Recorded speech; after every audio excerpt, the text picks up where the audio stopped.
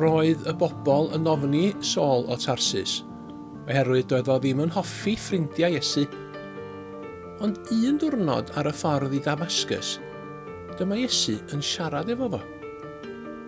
Roedd Saul yn arfer cosbi ffrindiau Iesu, ond ar ôl siarad efo Iesu, daeth o yn un o'i ffrindiau. Yna, aeth i aros am ychydig gyda ffrindiau Iesu yn Damascus. Roedd mor gyffroes pan ddeallodd mai mab Duw oedd Iesu. Erbyn hyn, roedd eisiau dweud wrth pawb am ei ffrind newydd. Roedd pawb yn synnu bod Saul bellach yn Gristion. Roedd llawer o bobl eraill yn dod yn ffrindiau Iesu hefyd, ond roedd rhai o bobl nad oedd yn hoffi Iesu eisiau lladd Saul.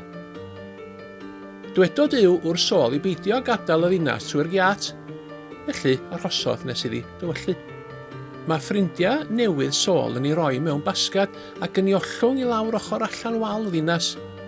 Cyrhaeddodd y gwylod yn saff. Cerddodd Saul i Jerusalem. Roedd yn diolch i Dduw wrth gerdded am ei gadw'n ddiogel. Dechreuodd Saul ddweud wrth bawb am Iesu.